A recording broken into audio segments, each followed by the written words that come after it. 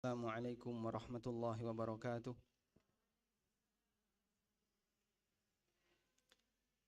Alhamdulillahi rabbil alamin. Wassalatu wassalamu ala ashrafil mursalin Nabiyyina wa maulana Muhammadin wa ala alihi wa sahbihi ajma'in. Wa ashhadu an la ilaha illallah wahdahu la syarika lah. Wa ashhadu anna Muhammadan abduhu wa rasuluh. Salawatu rabbi wa salamu alaihi wa ala alihi wa ashabihi wa man sara ala nahjihi wastanna bisunnatihi ila yaumiddin. Alhamdulillah, puji syukur kita haturkan kehadirat Allah Subhanahu wa taala. Dialah zat yang telah memberikan kita limpahan hidayah sehingga di pagi hari ini yang merupakan hari libur bagi para ASN, hari libur bagi para karyawan, dan juga hari libur bagi para aktivis yang lainnya, kita manfaatkan untuk ngaji bersama, bukan digunakan untuk pit-pitan. Jenengan tidak piknik, tidak jalan-jalan bersama keluarga, tapi jalan-jalannya di taman surga. Majelis ilmu termasuk di antara taman surga. Nabi SAW bersabda, "Idza marartum biriyadil jannah farta'u." Kalau kalian melewati salah satu di antara taman surga, maka mendekatlah. Kemudian para sahabat bertanya kepada Nabi SAW, "Wa ma riyadul jannah ya Rasulullah?" Apa yang dimaksud dengan taman surga? Jawab beliau SAW, "Hilakud dzikri." Yang dimaksud dengan taman surga adalah halaqah yang isinya ilmu, membahas tentang masalah halal dan haram. Karena itu sebagai peringatan awal, mengingat ibu-ibu semuanya di sini datang dalam rangka untuk belajar, maka mohon untuk HP-nya dipakai mencatat, bukan dipakai untuk moto. Sepakat? Ini fitnah pertama untuk media sosial yang ada di Masjid Nurus Salam. Sebelum kajian selfie, kalau enggak selfie, moto ustate. Arab nggak apa, Bu? Hah? Fotonya mau dipakai apa? Anda pulang yang lebih penting bawa ilmu atau bawa ustadz? Bawa ilmu, makanya tolong HP-nya dipakai nyatet untuk ilmunya, bukan dipakai untuk moto. Sepakat ya? Sanggup insya Allah? Baik, tolong disimpan. Kalau nggak dipakai untuk nyatet, berarti HP disimpan. Dan jangan lupa dibuat, boleh flight mode lebih bagus, atau mode silent. Baik, kita akan belajar tentang, apa tadi judulnya? Fitnah media sosial. Masya Allah. Jadi memang Allah ciptakan manusia ini bisa menjadi potensi fitnah antara satu dengan yang lain. Dan yang dimaksud potensi fitnah adalah keberadaan kita bisa marakno dosa wong liya gitu ya. Bisa menjadi penyebab orang lain berdosa. Sehingga ketika mereka berinteraksi, hasilnya salah satunya adalah mereka mendapatkan hasil dosa. Itu disebabkan karena fitnah interaksi. Dan Allah telah sebutkan ini dalam Al-Quran di surat Al-Furqan. Allah Ta'ala berfirman di surat Al-Furqan ayat yang ke-20. Allah Ta'ala mengatakan, وَجَعَلْنَا بَعْضَكُمْ لِبَعْدٍ فِتْنَةً أَتَصْبِرُونَ. Aku jadikan sebagian kalian menjadi potensi fitnah bagi yang lain. Kalau mau nyatet ayatnya silahkan dibuka Al-Furqan ayat 20. Silahkan buka mushaf yang dibuka HP. Di HP ibu-ibu ada WA? Ada ya, wawasan Al-Quran. WA. Baik, silakan dibuka surat Al-Furqan ayat 20. Surat Al-Furqan surat nomor 25. Allah Subhanahu wa taala mengatakan waja'alna ba'dakum li ba'din fitnatan atasbirun. Aku jadikan sebagian kalian menjadi sumber fitnah bagi yang lain, atasbirun, sejauh mana kalian bersabar. Sehingga ketika orang sedang mendapatkan ujian fitnah, kalau tidak bersabar jadi dosa. Tapi kalau dia bisa bersabar, insya Allah akan semakin menambah derajat di hadapan Allah Subhanahu wa ta'ala. Karena yang namanya mukmin, yang namanya muslim, pasti dia akan mendapatkan fitnah, ujian hidup. Dan fitnah itu untuk mengetahui sapa sing jujur dalam ikrarnya beriman dan siapa yang hanya sebatas ngaku-ngaku, sehingga diketahui dari mana sejauh ketahanan dia dalam menjalani ujian hidup. Allah Ta'ala berfirman di awal surat Al-Ankabut, Qala ta'ala alif lam mim ahasiban nasu ayyutraku ayyaqulu amanna wahum la yuftanun walaqad fatanna alladhina min qablihim fala ya'lamanna Allahu alladhina sadaqu wala ya'lamanna al-kadhibin. Ini ada di surat apa tadi? Ayat berapa? Ayat berapa? Ayat alif lam mim, ayat pertama. Ahasiban nasu ayyutraku ayyaqulu amanna wa hum la yuftanun, ayat yang kedua. Ahasiban nas, apa menungso niku punya sangkaan? Apakah manusia menyangka? Ayyaqulu amanna, mereka bebas mengatakan aku beriman. Wa hum la yuftanun, sementara mereka tidak diuji. Walaqad fatanna alladhina min qablihim, sungguh Allah telah menguji orang-orang sebelum mereka. Fala ya'lamanna Allahu alladhina sadaqu wa la ya'lamanna al-kadhibin.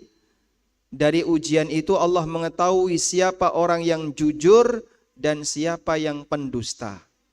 Siapa yang dusta tidak jujur dalam beriman. Maka ayat ini menunjukkan bahwa setiap hamba muslim, mukmin yang mengaku beriman, pasti hidupnya akan diapakan? Diuji oleh Allah. Pasti dia akan diuji oleh Allah. Dari ujian itu ada dua hasil. Lulus dan tidak lulus. Nek lulus naik kelas, nek enggak lulus turun kelas. Sing lulus dapat ganjaran, semakin naik derajatnya di hadapan Allah.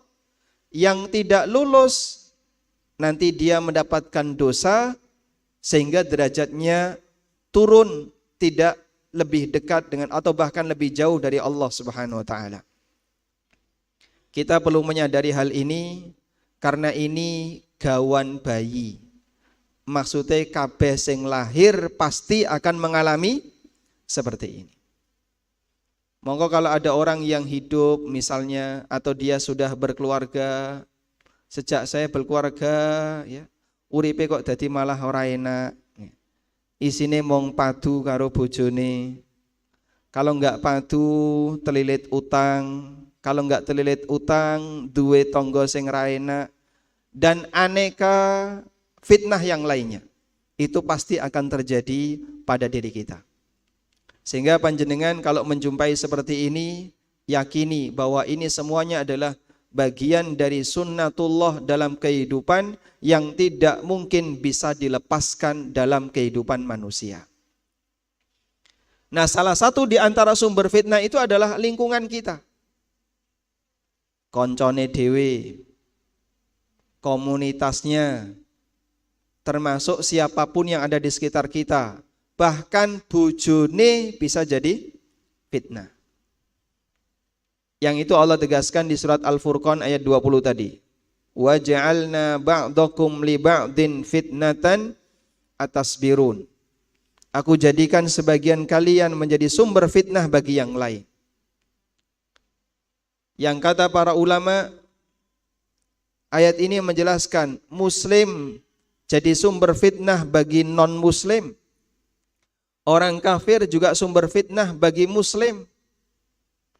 Laki-laki jadi sumber fitnah bagi wanita, wanita jadi sumber fitnah bagi lelaki, anak jadi sumber fitnah bagi orang tua jadi sumber ujian bagi anak, wong sugih jadi sumber ujian bagi yang miskin sumber ujian bagi yang kaya, orang sehat jadi sumber ujian bagi yang sakit sumber ujian bagi yang sehat. Semua pasti akan mengalami seperti itu. Sehingga siapapun yang berinteraksi di dunia ini pasti dia akan mengalami sumber ujian. Karena itulah jamaah dimuliakan Allah Subhanahu wa taala, kalau kita sudah paham bahwa sebenarnya hidup ini penuh dengan ujian, maka prinsip yang perlu untuk kita pahami adalah ojo nambahi ujian. Jangan memperberat diri sendiri dengan apa? Dengan apa? Nambahi ujian. Karena orang ketika dia memperberat diri sendiri dengan nambah-nambahi ujian, akan semakin berpotensi datangnya dosa. Karena sing jenenge ujian itu belum tentu lulus. Yang namanya ujian itu belum tentu berhasil. Maka daripada nanti tidak berhasil, masih ada peluang gagal, lebih baik jangan nambahi ujian. Nabi SAW berdoa kepada Allah, memohon agar beliau diberi keselamatan dunia dan akhirat. Dan doa ini disampaikan kepada beliau ketika beliau menjenguk ada orang yang sakit. Kabarnya fulan niku sakit, lama tidak pernah nongol di masjid. Maka Rasulullah SAW menjenguk sahabat ini. Namun subhanallah, apa yang terjadi? Sahabat menika sakitnya sangat parah sampai kurus banget. Sehingga digambarkan oleh sahabat yang ikut menjenguk, dia itu tinggal tulang sama kulit. Seperti piye, tahu piye Bu? Napa niku? Ya. Anak ayam yang baru netes. Anak burung yang baru netes, niku disentil mati. Saking kurune, ringkih dia. Akhirnya Rasulullah SAW bertanya kepada orang ini, kowe iki kenapa? Kok sampai loro koyong ini? Beliau penasaran, kenapa beliau sampai mendapatkan ujian sakit sedemikian parah hingga sampai membuat sangat kurus sekali. Lalu sahabat ini mengatakan, ya Rasulullah, saya pernah berdoa kepada Allah. Kulo nanti ndonga. Jenengan ndonga napa? Beliau mengatakan, saya pernah berdoa kepada Allah. Allahumma, ya Allah, segala bentuk hukuman yang akan kau berikan kepadaku di hari kiamat kelak, segerakan untukku di dunia. Dia itu berdoa, memohon kepada Allah, segala bentuk hukuman yang nanti akan Allah berikan kepadanya di akhirat, beliau minta agar disegerakan di mana? Di dunia. Akhirnya terjadilah apa yang terjadi. Beliau mengalami sakit yang sangat parah, sampai seperti itu kondisinya, dan gak mati-mati. Wong nek loro seminggu bablas, itu kan luwih irit nggih. Maksudnya luwih irit pripun to, Pak? Ya ora usah melbu rumah sakit nggih. Tidak banyak ngerepoti orang. Tapi kalau ada orang yang sakit, loro urip ini. Ya, loro sing ngene loro ya mesti urip. Tapi maksudnya kadang sakit, sembuh. Sakit, sehat sebentar, sakit lagi. Seperti orang yang urip tapi ora urip, disebut mati ora mati. Coba kalau orang itu dalam kondisi penuh dengan penyakit, hanya bisa berada di atas ranjang, nggak bisa banyak bergerak, makan apa-apa serba pantangan, lumpuh, mau ke sana nggak bisa, ke sini nggak bisa, ngerepoti banyak orang. Seperti urip ora urip, mati ora mati. Hidup seperti ini nikmatnya di mana, Pak? Nikmatnya di mana? Ada nggak? Mungkin kita akan bisa katakan, Masya Allah, wong sing koyo ngene iki ra duwe nikmat sama sekali. Selain hanya bisa bernafas, sehari-harinya mungkin hanya bisa minum, bertahun-tahun seperti itu. Urip ora urip, mati ora mati. Nek jare wong Jawa, mbok nek nemu wong koyo ngene iki diwacakno. Men cepet nggih. Nek mati kendang mati, nek urip nek iso ya sehat seger waras. Ya, makanya Yasin itu surat napa? Surat pamungkas. Wallahu alam, siapa yang ngajari seperti ini? Padahal kita tidak diajari demikian. Baik, kembali ke sini. Nah, ini sahabat, beliau itu sakit sangat parah sampai kondisinya seperti tadi. Lalu Rasulullah sallallahu alaihi wasallam mengatakan, "Innaka lan tutiq." Kau enggak bakalan mampu untuk menjalani ujian seperti ini. Walakin salillah, tapi mintalah kepada Allah. Allahumma inni as'alukal afwa wal afiyah fid dunya wal akhirah. Ya Allah, aku memohon kepadamu al-afwa. Al-afwa niku tegese ampunan atas perbuatan dosa dan kesalahan yang sering kita lakukan. Barangkali di antara kita ibu-ibu sering ngambil duite bojone ora kondo. Barangkali di antara ibu-ibu sebelum nyuci kemudian diperiksa dulu celana-celana suami. Kalau dapat ghanimah tidak pernah lapor. Leres ngaten niku. Teng mriki wonten mboten? Di sini ndak ada ya, di masjid ndak ada. Kalau di rumah wallahu alam. Barangkali pernah nglarakno ati bojone, nglarakno ati wong tuane dan seterusnya. Maka kita mohon kepada Allah, muga-muga itu semuanya diampuni. Wal afiyah, dan kita meminta kepada Allah al-afiyah. Napa niku afiyah? Al-afiyah artinya adalah bebas dari masalah. Artinya kalaupun kita tidak bisa lepas dari masalah, muga-muga nek duwe masalah ojo sampai keterusan sehingga dibawa sampai mati. Ada orang jamaah punya masalah sampai mati durung rampung. Wonten ngoten niku? Kathah. Itu banyak. Ibaratnya begini, diparingi tugas pekerjaan rumah sampai waktunya selesai durung rampung. Gak lulus yang seperti ini. Dia membawa masalah sampai mati. Sebaliknya ada orang yang ketika meninggal dunia masalahnya sudah selesai. Rantai musuh tetangganya, tidak punya musuh di kalangan keluarganya, tidak punya musuh di kalangan teman-temannya, hidupnya plong, tidak punya orang yang pernah dia musuhi atau memusuhi dia. Utang wis lunas, ya. Utange wis lunas, tak baleni meneh, utange wis lunas, arisane wis rampung dan seterusnya. Lalu dia meninggal dunia, itu plong rasanya. Seperti seorang siswa yang dia dikasih tugas dan dia sudah selesai semuanya sampai lulus. Waktunya habis, dia sudah selesai semuanya. Maka kita berharap kepada Allah, ya Allah aja sampai hamba niki meninggal dunia, kita meninggal dunia sementara masalah durung selesai. Itu artinya kita minta al-afiyah. Minta kepada Allah napa? Afiyah. Hidup tidak meninggalkan masalah.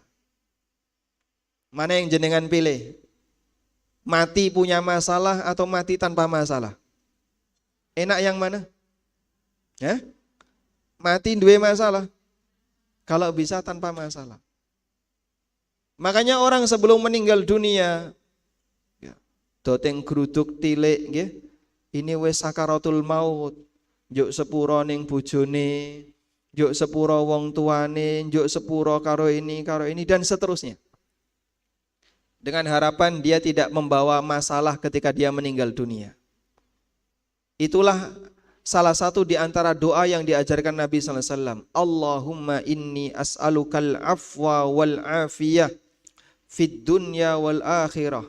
Allahumma inni as'alukal afwa wal afiyah fi dini wa dunyaya wa ahli wa mali. Allahumma astur aurati wa amin rawati. Jenengan pun hafal? Alhamdulillah. Yang sregep dikir pagi sore insyaallah, tapi akeh laline biasanya. Makanya tolong dikir pagi sore ini jangan sampai luput. Selalu dijaga. Allahumma inni as'alukal afwa wal afiyah dan seterusnya. Baik.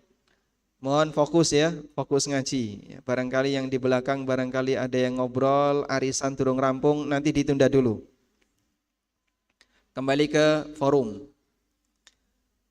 Nah, doa ini menunjukkan bahwa kita diajarkan oleh Nabi sallallahu alaihi wasallam nek iso dadi wong niku jangan golek masalah, ojo kokean masalah.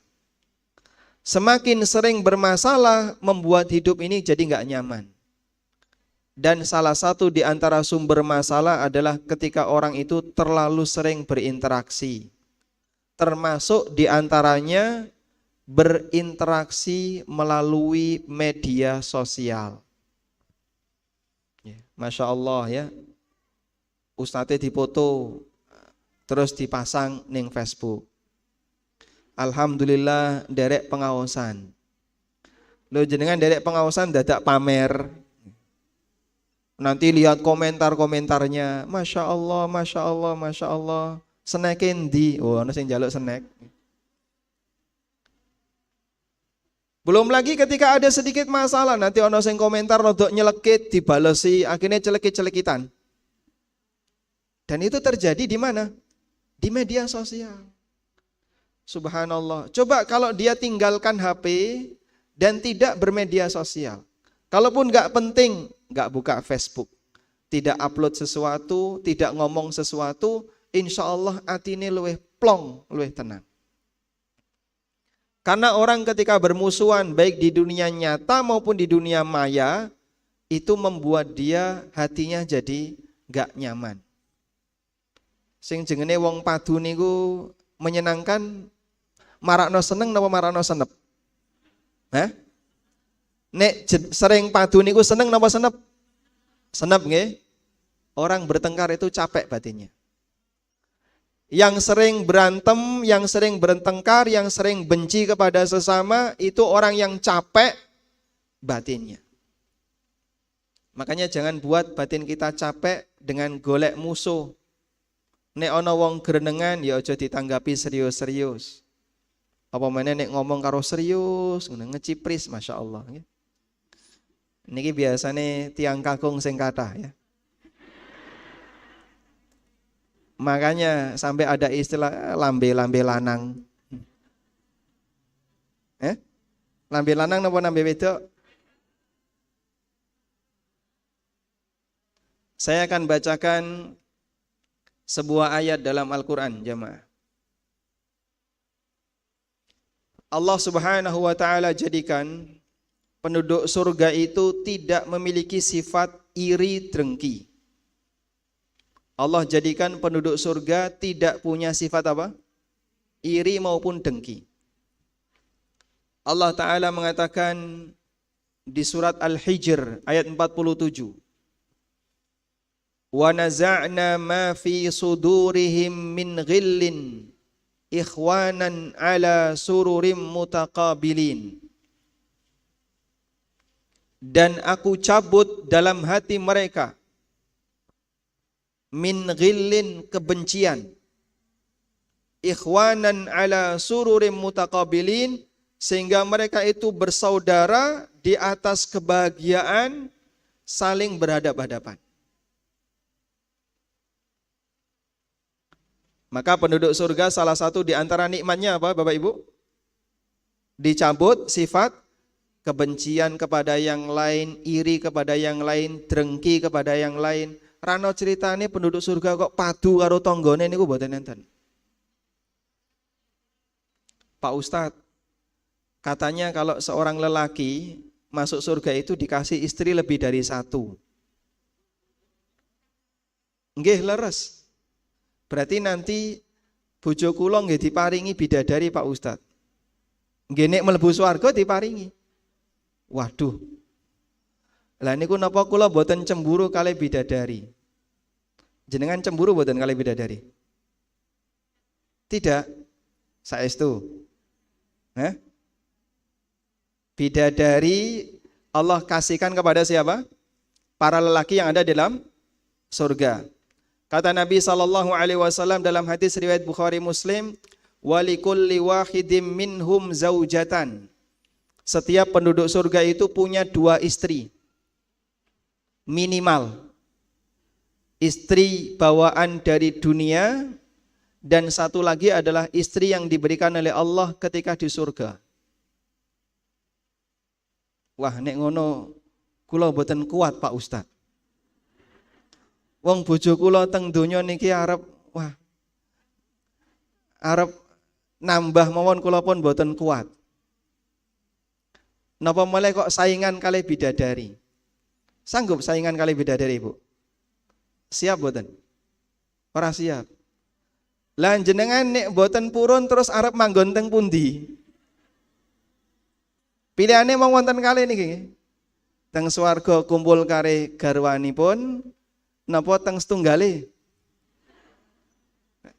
Wah, kula tak minggir mawon Pak Ustad. Waduh.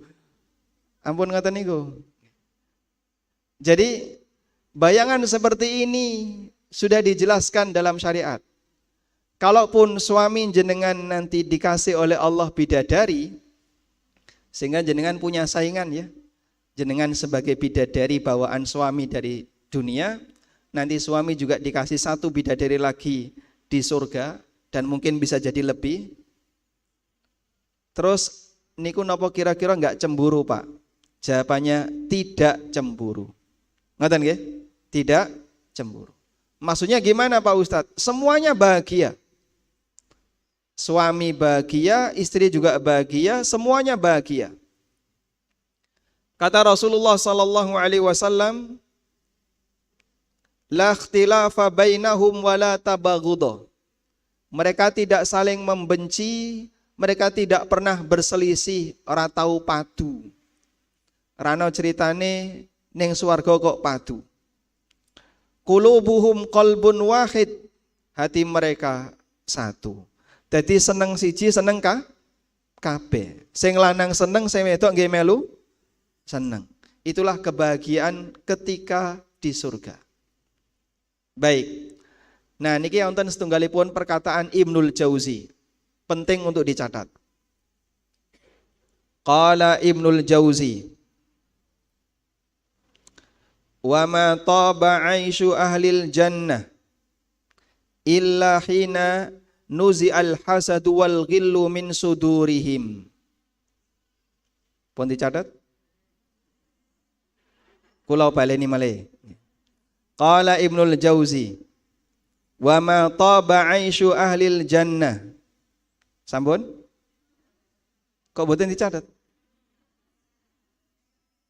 Oh ngenteni terjemahane. Nggih, saya terjemahkan. Ibnul Jauzi mengatakan, kehidupan penduduk surga tidak bisa menjadi nyaman. Kehidupan penduduk surga tidak bisa menjadi nyaman kecuali sejak sifat hasad dan kebencian dicabut dari hatinya. Kecuali sejak sifat hasad dan kebencian dicabut dari hatinya.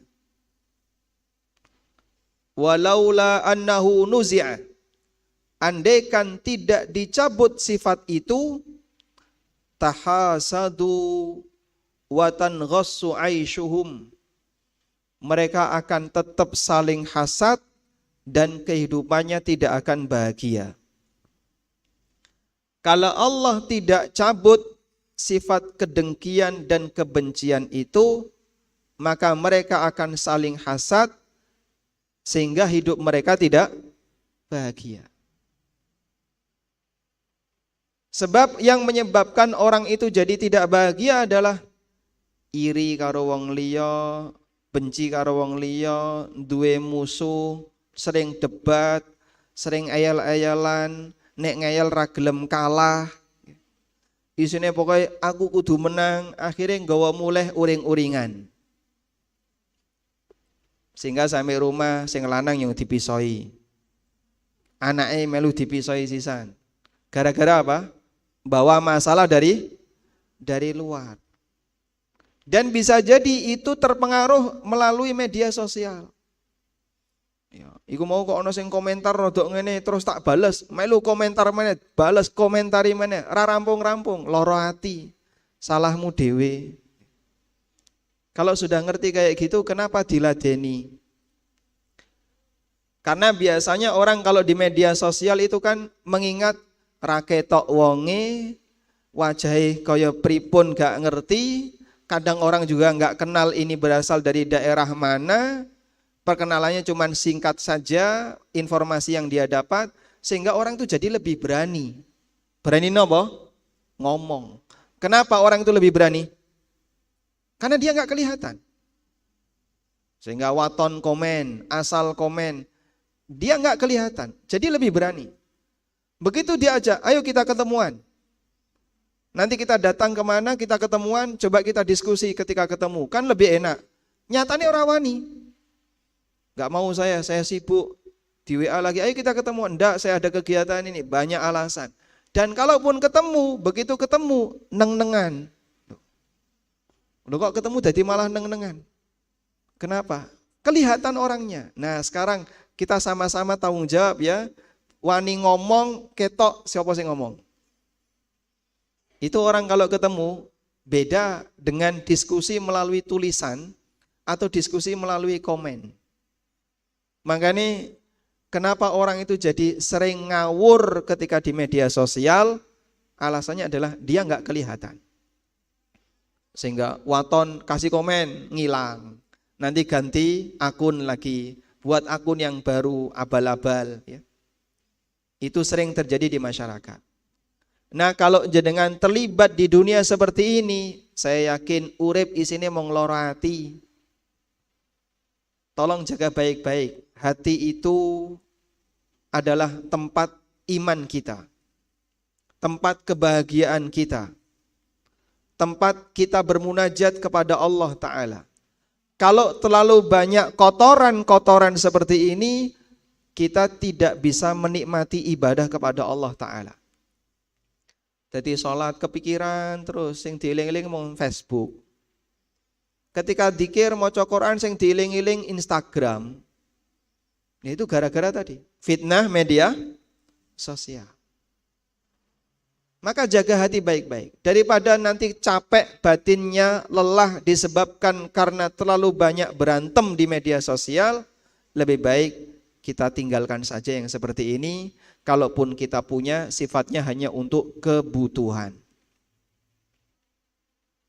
Baik, kadang saya melihat seperti ini ya. Orang itu kan dengan HP bahkan bisa lebih dekat dibandingkan bojone. Sehingga sampai ada yang mengatakan HP ini istri kedua atau suami kedua. Masya Allah, sampai ada suami kedua ya. Sehingga kadang lebih dekat dengan HP timbangane bojone. Anake nangis-nangis dimbarno wae sing penting nyekel HP. Leres ngoten niku, Bu? Hah? Mboten nggih, teng mriki mboten. Mboten leres. Nah, kalaupun terjadi seperti itu, jadi saya melihatnya kayak gini ya. Isinya HP niku napa, Bu? WA yang paling banyak kita konsumsi. Dan kebanyakan WA itu dominannya adalah isinya informasi. Berita, informasi, di sana ada apa, di sini ada apa, di grup nanti nyari-nyari apa lagi informasi. Kita terlalu banyak mengkonsumsi informasi. Terlalu banyak mengkonsumsi berita.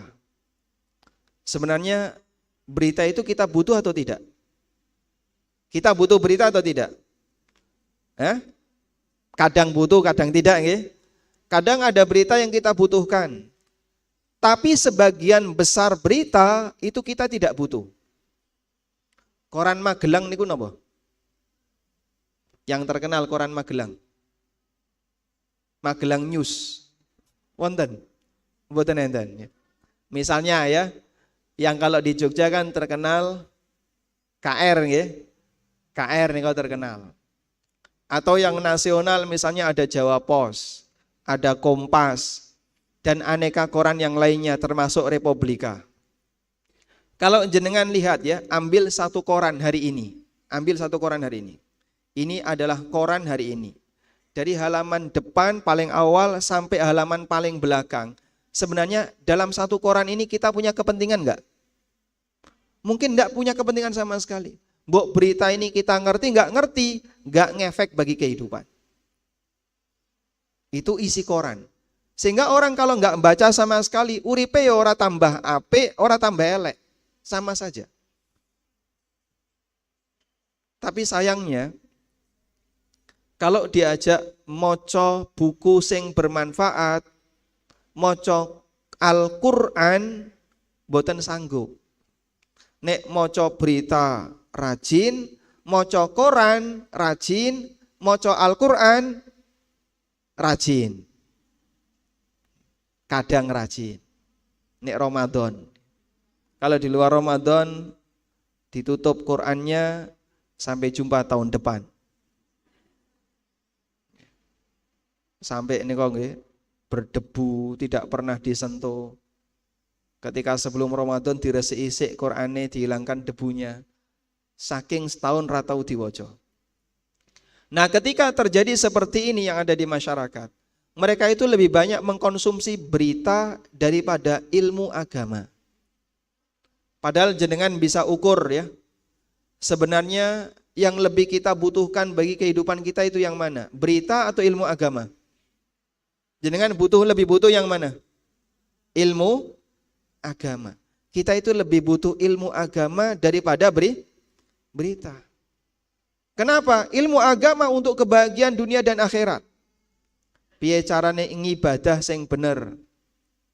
Nyuwun tulung. Kalau misalnya ibu-ibu ditanya, tolong praktekkan wudhu yang benar. Siap nggak untuk dinilai? Wah, izin Pak Ustadz, engko nek konangan wudhuku elek, nanti nggak dapat nilai. Kadang banyak sekali di antara masyarakat, Muslim sudah bertahun-tahun. Jenengan Muslim sejak kapan? Ket lahir Pak Ustadz. Saat ini yosone pun pinten, swidak tahun. Cara wudhu yang benar saged boten?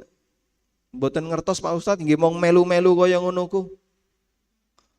Loh, dia wudhu saja belum tentu benar. Pak, pembatal wudhu tolong sebutkan. Wah, lali ya Pak Ustadz, gak ngerti niku. Subhanallah. Sudah jadi seorang muslim selama bertahun-tahun, dia banyak mengkonsumsi berita, tapi cara wudhu yang benar, apa saja pembatal wudhu, gak ngerti. Saya pernah dapat info ya, dapat kabar, ada salah satu orang yang dia bercerita, saya baru ngerti nek wong niku berhubungan badan wajib mandi junub itu setelah di usia 40 tahun ke atas. Lah jenengan nikah usia berapa? Ya sekitar 27, 28. Berarti selama itu gimana? Ya orang ngerti blas. Orang ngerti sing jenenge adus junub tuh ndak ngerti. Jangankan bicara itu, caranya mandi banyak orang yang enggak ngerti. Cara mandi seusai suci dari haid, kemudian batasan kapan wanita itu masih disebut haid, ini bukan haid, ini darah istihadhah, boten paham beda, no, niku boten paham. Lho nek kaya ngene carane jenengan bisa jadi sholat dalam kondisi berdosa. Lho kenapa? Dikirane istihadhah padahal haid, dikirane haid, akhirnya ra salat ra poso padahal itu istihadhah. Wanita istihadhah wajib salat mboten? Wajib salat. Wanita istihadhah nek bulan Ramadan wajib poso mboten? Wajib poso. Tapi ana sing ra poso. Lho ibu kok mboten poso kenging napa? Haid Pak Ustad. Ya Ustadz kan nggak mungkin ngecek gitu. Tapi karena orangnya ndak ngerti, padahal itu sebenarnya istihadhah. Dia enggak sholat, enggak puasa. Sementara nih urusan berita, nih kon ngomong politik itu Masya Allah, orang rampung-rampung. Ini gak dipedot orang rampung. Kalau nih wis gerenengan tonggo nih orang rampung-rampung. Lah selama ini yang kamu pelajari itu apa?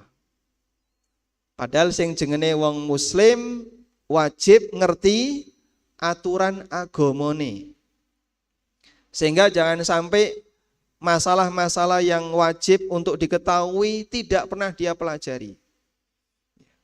Ibu-ibu punya tugas ya, paham fikih tentang haid, paham fikih tentang istihadah, fikih tentang masalah nifas, fikih tentang masalah kewanitaan. Karena kalau tidak bisa jadi salah, padahal dia harus beribadah kepada Allah dengan cara yang salah, karena dia nggak ngerti. Kita kadang terlalu terbuka dengan berita, tapi sing jengene ilmu tertutup. Dan itu pun kalau sudah ngaji, lebih banyak yang tercecer, artinya tidak dieling-eling dengan baik.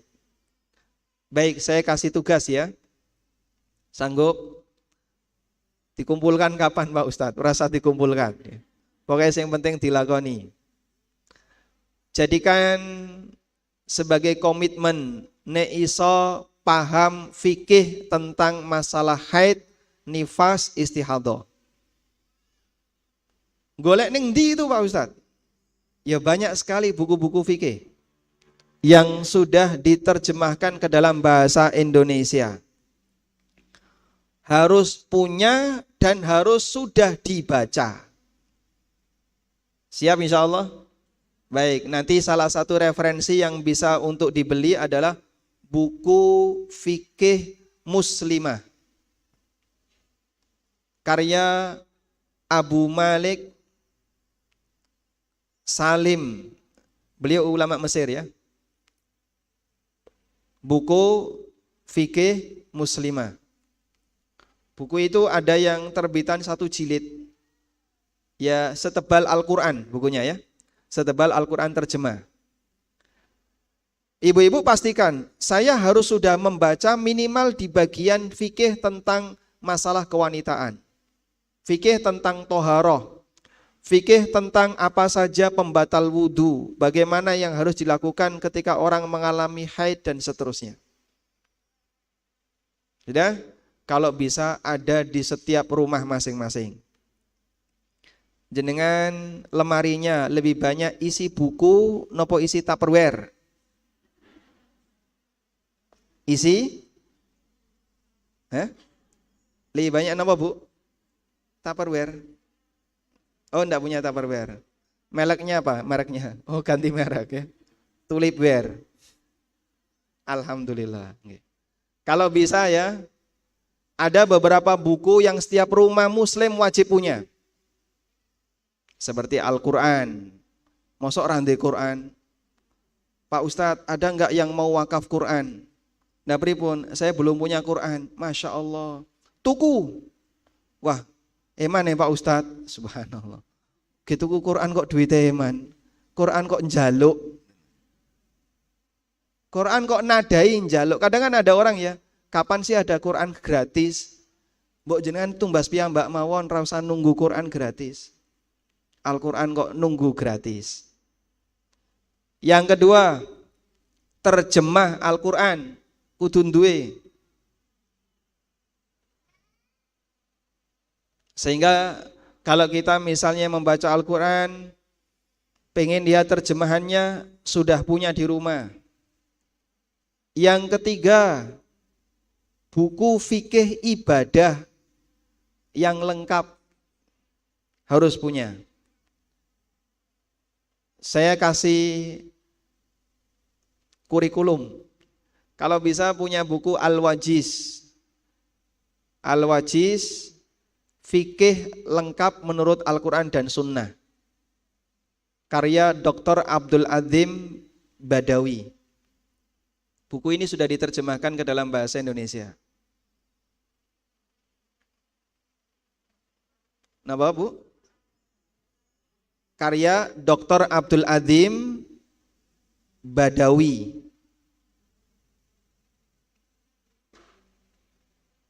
Nanti bisa cari di internet ya, mungkin bisa dikoordinir.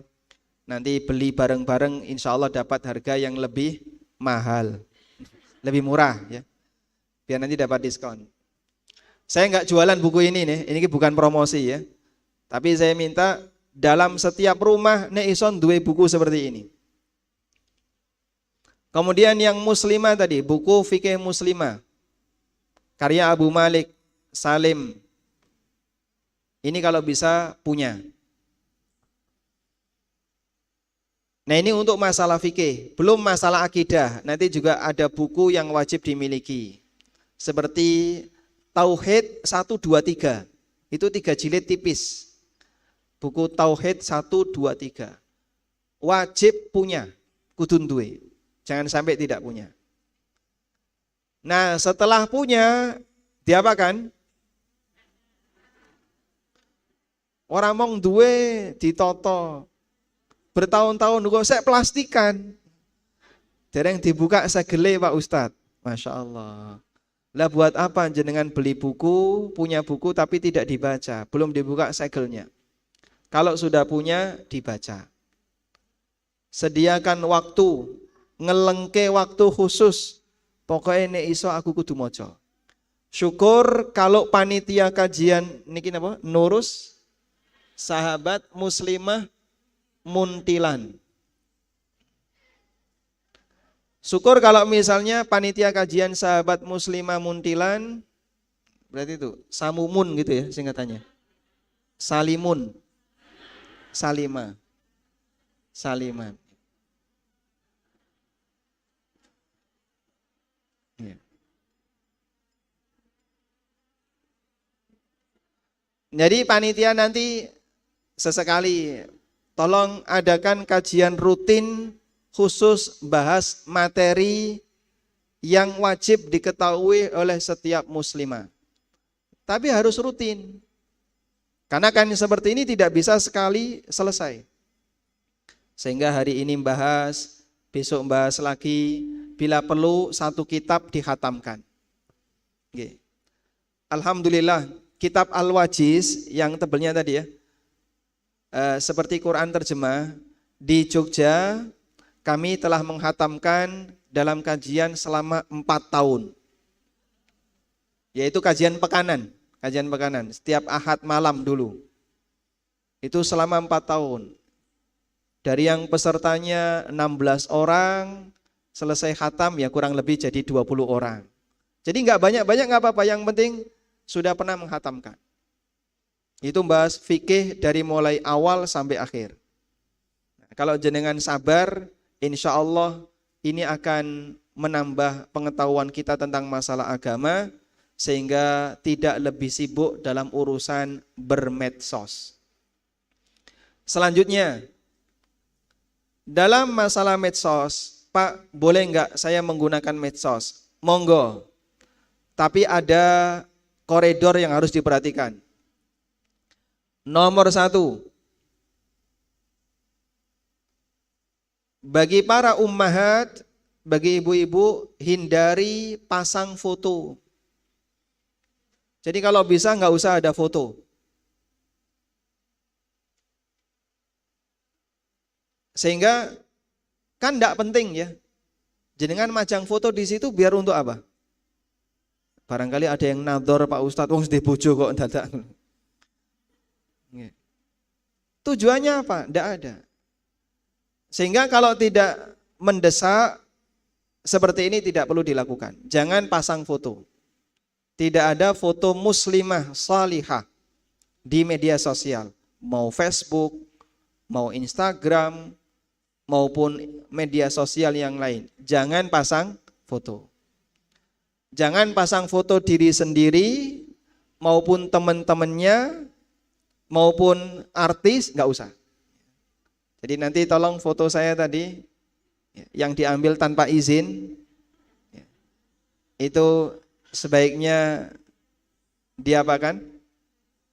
Dihapus ya. Silakan dihapus. Nah ini jangan mau foto di rumah bojone mawon sing difoto. Sini Mas.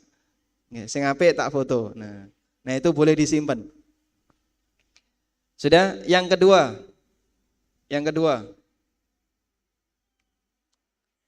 apabila mau posting, pastikan yang diposting isinya ilmu atau informasi yang bermanfaat bagi masyarakat. Isinya apa? Ilmu atau informasi yang bermanfaat bagi masyarakat. Kalau tidak ada unsur ilmunya dan tidak bermanfaat bagi masyarakat, sebaiknya enggak usah. Misalnya, nggih, ono jajan jenenge Moro Seneng. Niki kan leres niki. Niki jeneng jajan apa jeneng apa? Ruko nggih. Toko. Terus dipoto, panganan dipoto, diupload. Karepe piye niki? Wong dikai gambare. Aku yang menikmati rasanya, kau yang melihat gambarnya. Urek nek kaya ngene iki nggih. Tidak ada manfaatnya. Apa manfaatnya mengupload foto gambar?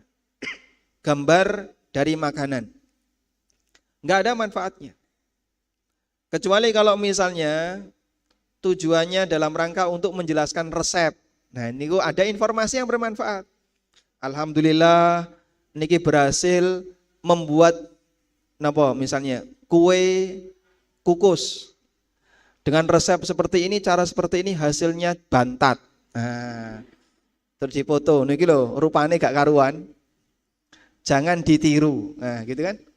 Kalau seperti itu yang dilakukan, ada informasi yang bermanfaat, silahkan. Tapi kalau tidak ada informasi yang bermanfaat, gak usah. Yang ketiga, jangan terlalu mudah mengomentari postingan orang lain.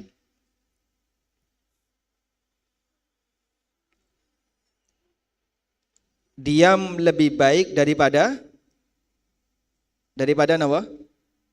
Diam lebih baik daripada menulis. Kalau di medsos kan bukan bicara ya, menulis.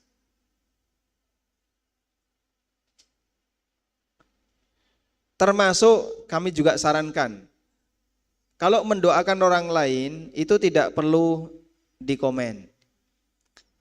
Barakallahu fikum, Masya Allah. Jadi numpuk barakallahu fikum. Kabeh malu doa. Sudah, doa yang ikhlas keluar dari hati dan dia baca an dhahril ghaib tanpa diketahui oleh orang yang didoakan. Rasulullah sallallahu alaihi wasallam pernah menyebutkan, doaul muslim li akhihi an dhahril ghaib. Arsalallahu malakan, apabila ada seorang muslim yang mendoakan muslim yang lain tanpa diketahui oleh yang didoakan. Sehingga dia doanya diam-diam. Tanpa diketahui oleh siapa? Yang didoakan. Dia enggak cerita. Maka Allah akan mengutus seorang malaikat. Lalu malaikat ini mengucapkan amin walaka bimithlin. Amin, semoga engkau mendapatkan yang semisal. Jadi kalau ibu-ibu mendoakan orang lain ya, temannya yang ada di jauh, kenalannya yang ada di jauh, termasuk keluarganya yang ada di jauh, ya Allah ampunilah fulan, berikanlah fulan kelapangan rizki, berikanlah fulan A, B, C. Allah mengutus malaikat. Lalu malaikat itu mendoakan, amin, kabulkanlah ya Allah, walaka bimithlin, dan semoga kamu juga mendapatkan yang semisal. Masya Allah ya. Maka kalau ndongakno wong liya rasa cerita. Kowe wis tak dongakno lho ya. Lah kenapa jenengan harus lapor? Wis tak dongakno. Coba tadi enggak lapor, itu terjaga kualitas doa tadi. Didoakan oleh siapa? Malaikat. Sehingga tidak perlu pamer. Kamu sudah saya doakan, tidak perlu seperti itu. Sehingga kalau ada orang yang minta nyuwun tulung dongane, ini saya sedang sakit, belum bisa hadir di majelis ilmu. Lalu jenengan doakan, ya Allah sembuhkanlah fulan, ampunilah dosa fulan, angkat penyakitnya. Sudah? Enggak usah lapor. Awakmu wis tak dongakno. Wah, gagal itu. Kalau jenengan enggak lapor, langsung mendoakan yang bersangkutan dan beliau tidak tahu orang malaikat, lalu malaikat itu mengucapkan, amin, kabulkanlah ya Allah, walaka bimithlin, dan semoga kamu juga mendapatkan yang semisal. Selanjutnya,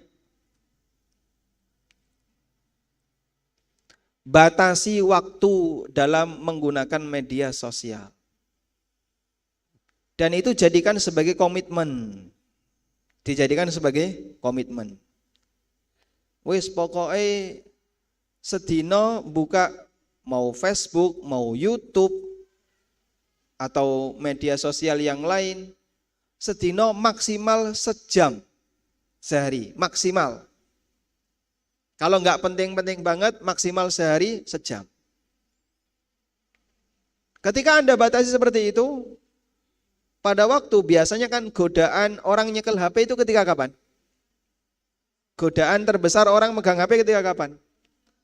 Nek kelekaran ning dhuwur kasur durung iso turu. Laras nggih? Betul kayak gitu. Kalau dia lagi sibuk, mungkin dia nggak bakalan pegang HP. Tapi kalau sudah kelekaran ning dhuwur kasur iso turu, ngene, bersinar wajahnya. Subhanallah. Pinggirnya ngorok bojone ya.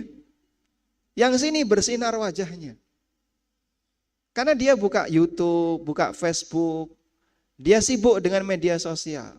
Sampai setengah jam, sampai sekian berjam-jam, gak rampung-rampung, di-scroll terus, gak rampung-rampung.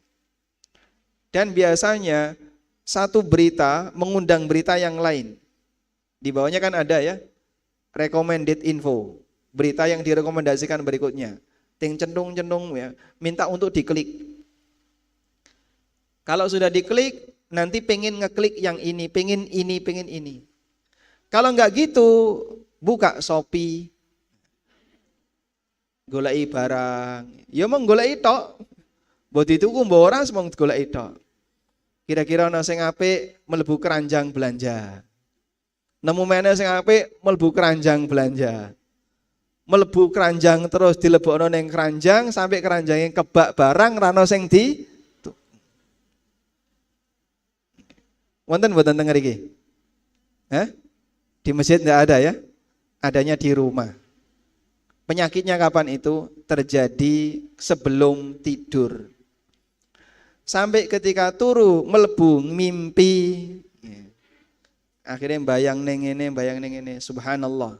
Sebab salah satu di antara pengaruh mimpi itu terjadi karena bawaan perasaan. Kepingin durung keturutan mlebu mimpi. Sampai ada sebagian buku ya, buku itu judulnya kalau tidak salah ilmu takwil mimpi. Pakai bahasa Arab. Dalam buku itu diceritakan begini.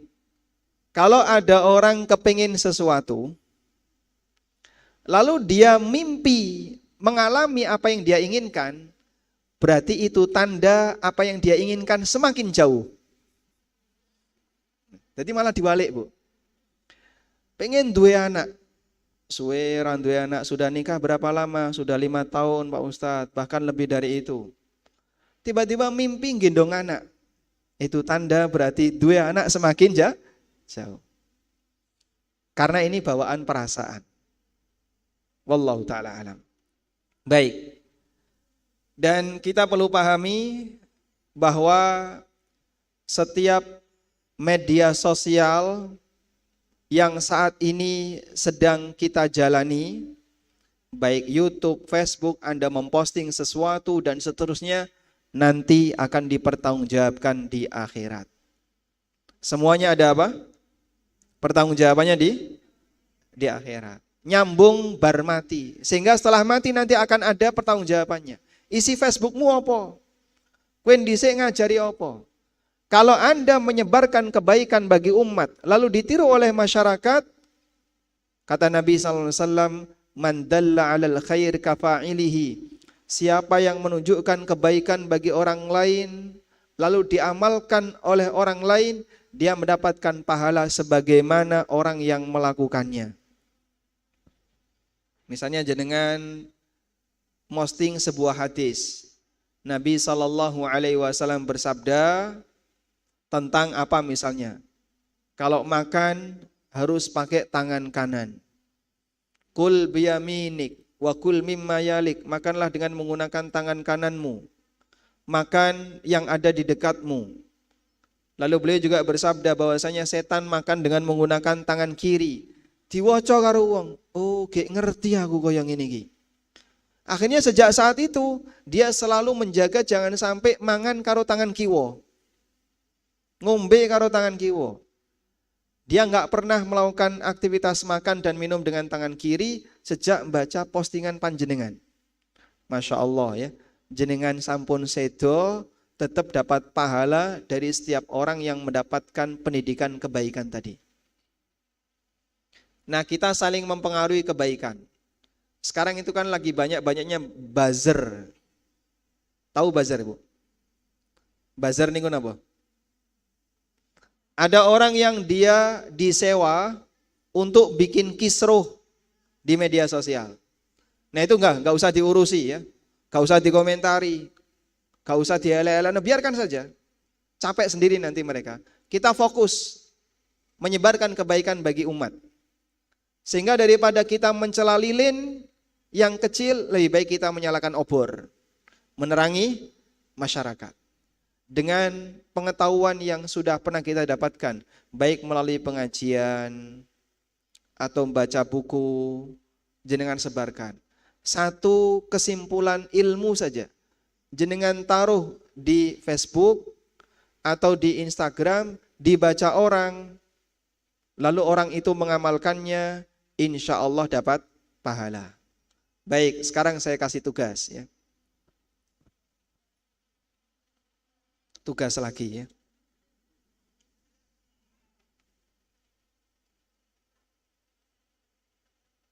Riyadhus Shalihin punya Ibu? Punya ya? Buku Riyadhus Shalihin. Siapa penulisnya? Sinten? Imam Nawawi. Ya, Riyadhus Shalihin karya Imam Nawawi. Biasanya di masjid ada ya. Nah, di buku Riyadhus Shalihin itu banyak menyebutkan tentang keutamaan ibadah tertentu. Misal, keutamaan qobliyah subuh, keutamaan qobliyah duhur, keutamaan qobliyah asar. Sudah? Nah, di situ kan ada hadis dari sahabat siapa, Rasulullah SAW bersabda, nanti disebutkan hadisnya. Terus HR, hadis riwayat fulan. Nah, jenengan tulis itu di Facebook masing-masing yang punya Facebook. Sudah? Sanggup insya Allah? Sanggup ya? Nanti silakan dicari buku Riyadhus Shalihin. Ini kalau bisa setiap rumah juga punya. Buku Riyadhus Shalihin. Sudah? Setelah dapat, taruh di Facebook atau di Instagram atau media sosial apapun yang dimiliki. Baik, setelah naruh biarkan saja. Mbah ono sing waca, ana sing maca biarkan saja. Nanti besok hari atau pekan depan buat gitu lagi. Rutin. Kalau di sini ada berapa orang ini? 50 ada ini? 100? 200? Sekitar ya. Baik. Kalau misalnya di sini ada 150 orang, lalu semua buat seperti itu, insya Allah kan jadi semarak kebaikan di dunia media sosial. Mbah ono sing maca, ora sing maca terserah, pokoknya kita taruh di situ. Karena ini nggak bakalan hilang kecuali Anda melakukan pelanggaran yang bertentangan dengan kebijakan pemilik Facebook. Tapi kalau sebatas ini saja tidak ada pelanggaran. Ada satu orang yang terpengaruh lalu dia mengamalkan nasihat Anda, insya Allah muga-muga kula nggih kagungan ganjaran. Saya ikut dapat pahala karena tadi kita sama-sama memotivasi diri untuk membuat seperti itu. Insya Allah nggih. Ini bagi pemirsa yang ada di ANB Channel yang juga ikut menyaksikan di Niaga TV, kalau mau melakukan hal yang sama silahkan. Kita semarakkan media sosial. Kalaupun kita tidak bisa menghindari dari orang-orang yang buruk, minimal kita memperbanyak orang baik di sekitar kita. Wallahu alam, demikian yang bisa kita sampaikan, semoga jadi ilmu yang bermanfaat. Wassallallahu ala nabiyyina Muhammadin wa ala alihi wa sahbihi wasallam. Wa akhiru da'wana anil hamdulillahi rabbil alamin. Pas jam 10:30 berarti penutupan. Pripun? Wonten aja. Oh nggih.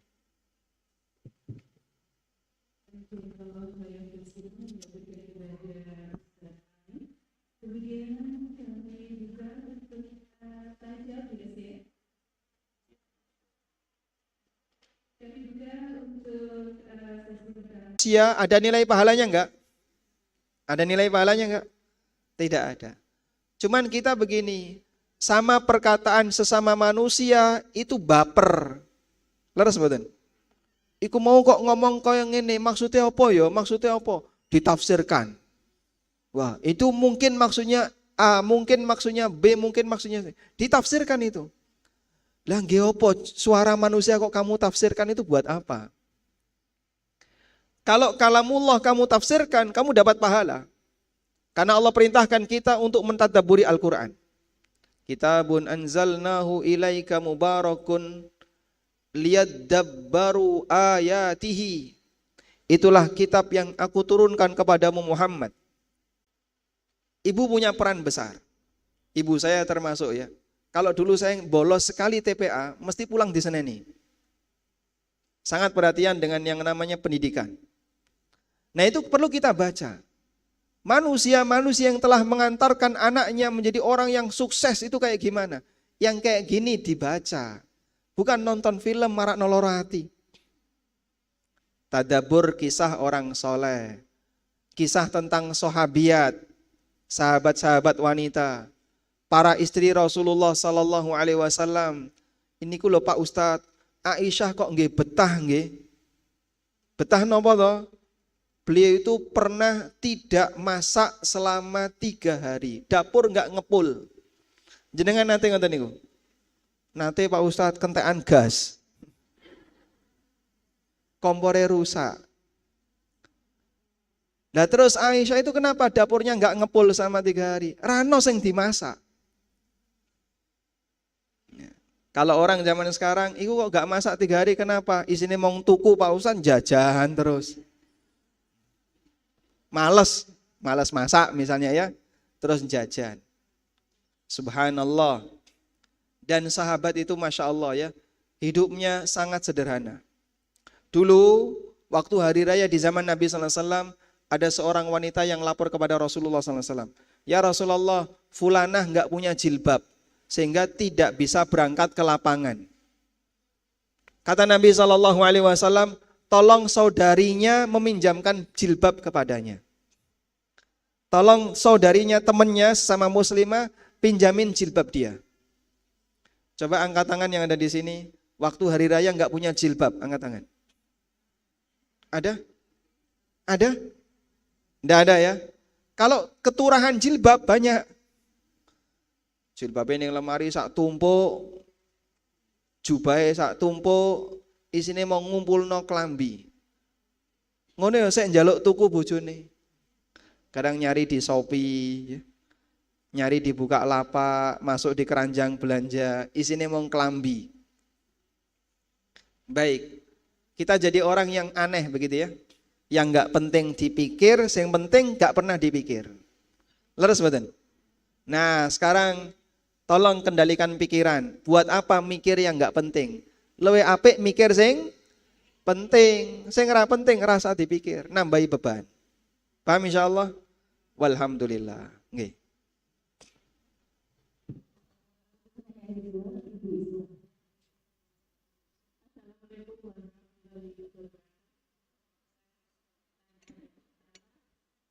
Apa yang kita lakukan agar sifat hasad dan kebencian kita dicabut Allah dari sekarang juga. Karena kadang kita berpikir tidak kita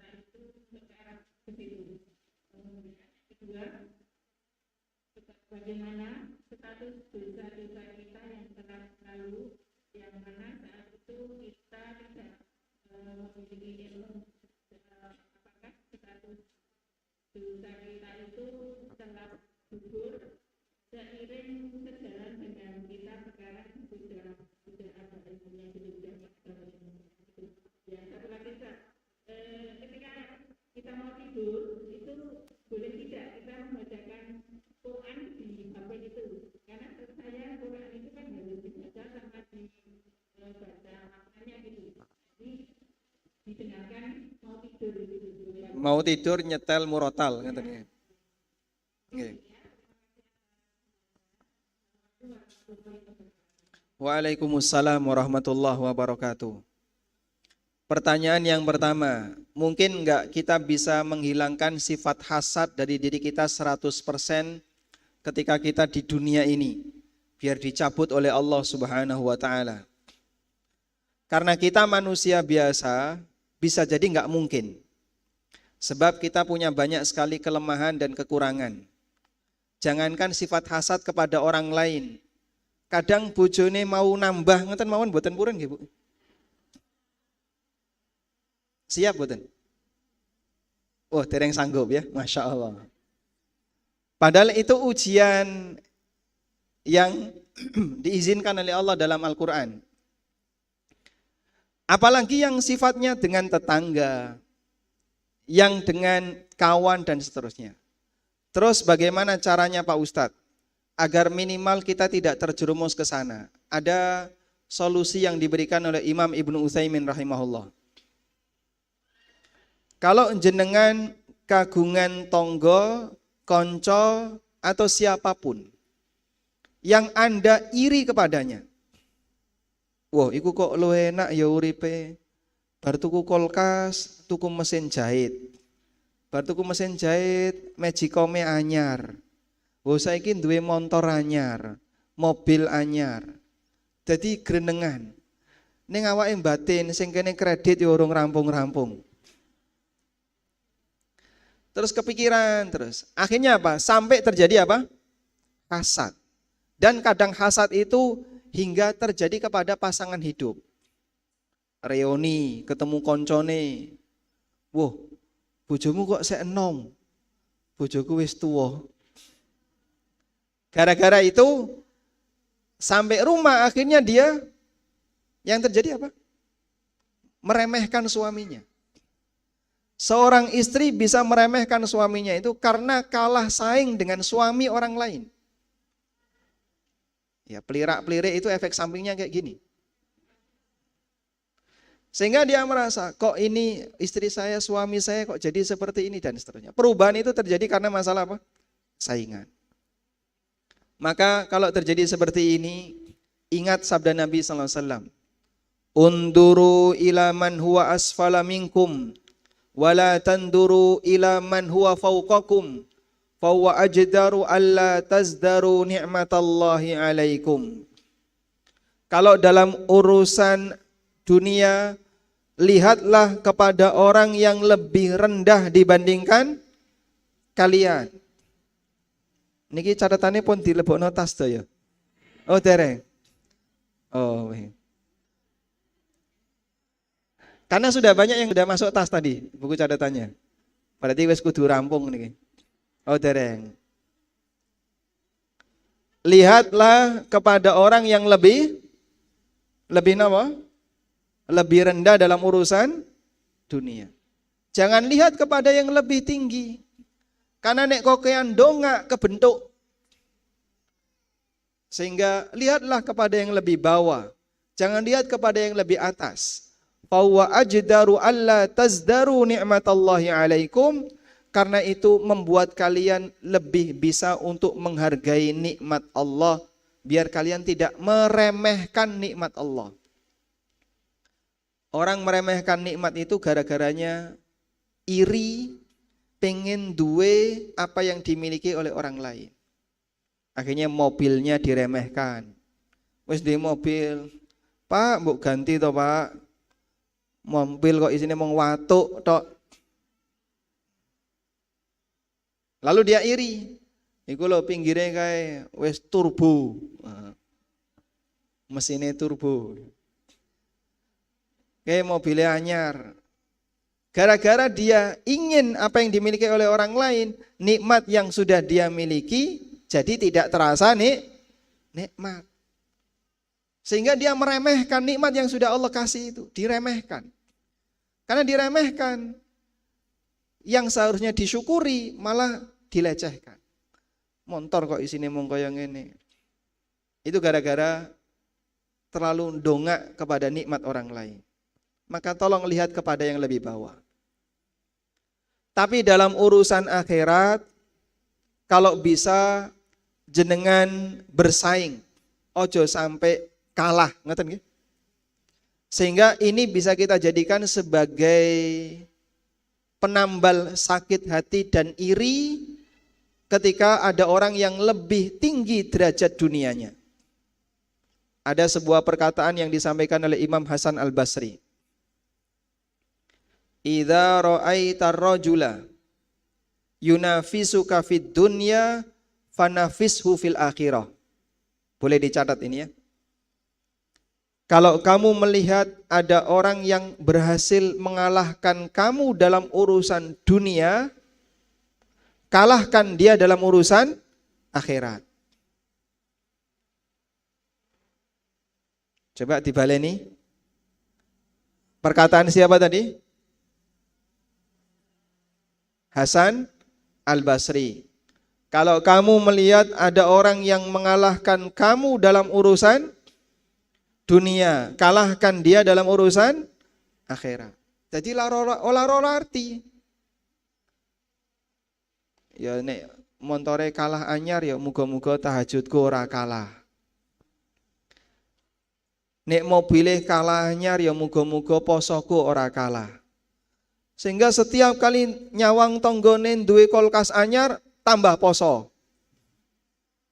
Setiap kali melihat ono tonggone tuku Magicom anyar tahajudnya ditambah rakaate. Itu dalam rangka untuk menahan hati jangan sampai ikut larut bersedih gara-gara kalah saing dengan orang lain. Insya Allah teori ini marem jamaah. Semoga bisa mengobati. Silahkan dicoba ya. Baik. Yang kedua, kula kesupen. Baik, kalau kita melakukan dosa di masa silam sementara kita belum mengetahui ilmunya. Apakah setelah kita paham ilmunya, dosa itu masih melekat? Apabila memang betul-betul tidak tahu, sama sekali nggak ngerti Pak Ustadz, saya itu mboten paham, blas, insya Allah tidak ada dosa. Tapi nek tidak mau tahu, niku benten meleh nggih. Sakjane nggih wis meh ngerti, tapi ra gelem sinau. Itu lho wonten pengajian ra gelem teko. Padahal tonggone masjid. Sehingga sebenarnya ada peluang bagi dia untuk tahu tapi dia enggak mau tahu. Orang kayak gini berdosa. Karena sebenarnya bukan dia enggak tahu tapi tidak mau tahu. Dipahami insyaallah? Baik. Yang ketiga, apa hukum nyetel murotal sebelum tidur? Kalau didengarkan nggak apa-apa. Tapi kalau nek ditinggal turu, jangan. Ya. Ibaratnya begini ya. Jenengan dijak ngomong bojone, ditinggal turu. Pripun niku? Nesu nggih. Dijak ngomong kok tinggal turu. Lah aku wis ngantuk Nah, untuk kalamullah jangan disikapi seperti itu. Nyalakan, dengarkan dengan serius. Kalau memang sudah, Pak saya ada kegiatan yang lain atau saya pengen istirahat, matikan, silahkan tidur. Dan berzikir sebelum tidur. Wallahu a'lam. Pun cekap?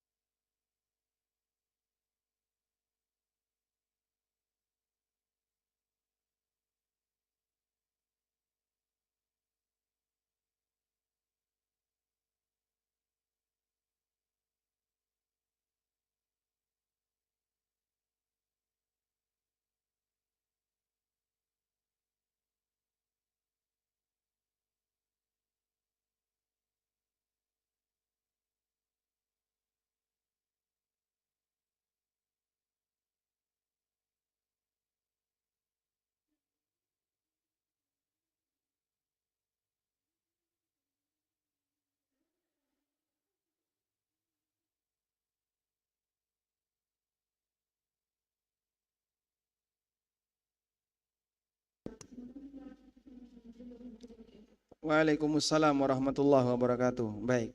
Nah, ini penting ya, kita harus saling menjaga baik wali santri maupun pihak sekolah. Kalau memang ada yang tidak disetujui, kita punya hak. Karena kan kita menyekolahkan anak di situ gratis no membayar. Berarti kita jadi klien dia. Maka kalau tidak sesuai sampaikan, saya tidak mau. Sehingga nek putri ini jenengan diminta tolong nanti pakaian adat seperti ini dengan ketat dan seterusnya. Ya boleh saja, terus ditutupi jilbab besar. Lagi kok rakyat tok, ya saya pakaiin gini kayak gini ya terserah saya. Kalau nggak mau ya sudah, nggak usah ikut. Sehingga bisa dibuat syarat. Kalau syarat itu tidak dipenuhi, sampaikan, mohon maaf saya tidak ikut. Dan kita punya hak untuk menolak. Sekolah tidak punya hak untuk memaksa biasanya. Kalau sampai dia memaksa, ini pelanggaran terhadap perdata warga negara. Jadi ada istilah hak perdata ya. Hak perdata itu warga negara dikasih kebebasan untuk berpakaian sesuai dengan apa yang dia inginkan. Ya. Selama pakaian itu tidak melanggar norma di masyarakat. Sehingga kalau misalnya panjenengan boten purun seperti itu sampaikan. Kami tidak mau, saya tidak menyukai yang seperti ini. Dan orang punya hak demikian.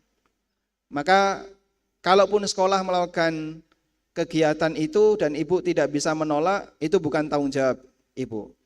Tapi kalau melibatkan putri yang ibu sekolahkan di situ, melibatkan putrinya, sampaikan saja tidak boleh ikut. Oleh orang tua berhak untuk melarangnya. Wallahu ta'ala alam. Walhamdulillahi rabbil alamin. Demikian yang bisa kami sampaikan. Semoga apa yang kita bahas ini bermanfaat. Wassallallahu ala nabiyyina Muhammadin. Ini hadiah ya.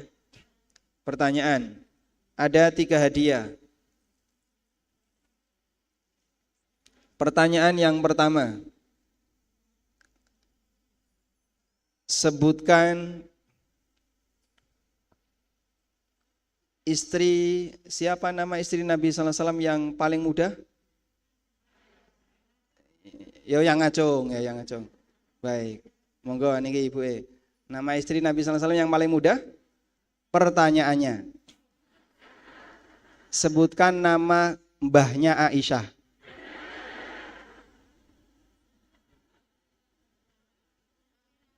Hah? Aminah mboten nih. Itu ibunya Nabi sallallahu alaihi wasallam. Bapaknya Abu Bakar siapa namanya? Oh, baik. Hah? Abu Suhail. Bapaknya Abu Bakar siapa namanya?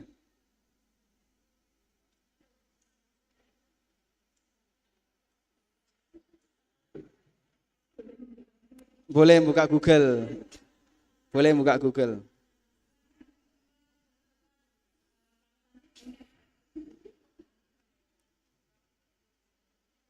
Sinten Bu? Sinten? Abu Kuhafa, betul sekali ya. Dapat hadiah, Masya Allah. Baik. Baik. Pertanyaan yang nomor 2. Pertanyaan nomor 2. Putri Rasulullah sallallahu alaihi wasallam ada berapa?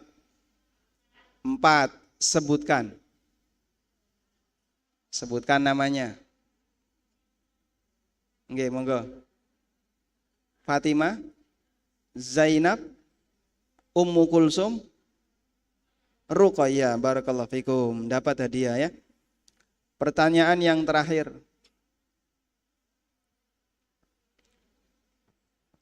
Sebutkan ya. Sebutkan lagi enggak apa-apa ya. Siapa nama sahabiat yang beliau pernah menjadi ibu susu Rasulullah sallallahu alaihi wasallam?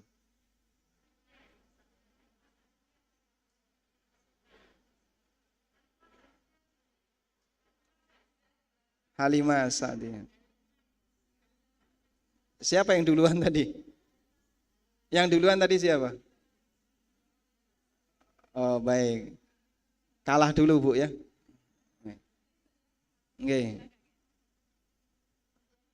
Walhamdulillah, demikian yang bisa kita bahas. Semoga apa yang kita bahas ini bermanfaat. Wassallallahu ala nabiyyina Muhammadin wa ala alihi wa sahbihi wasallam. Wa akhiru da'wana anil hamdulillahi rabbil alamin. Subhanakallahumma wa bihamdika asyhadu an la ilaha illa anta astaghfiruka wa atubu ilaik. Wassalamualaikum warahmatullahi wabarakatuh.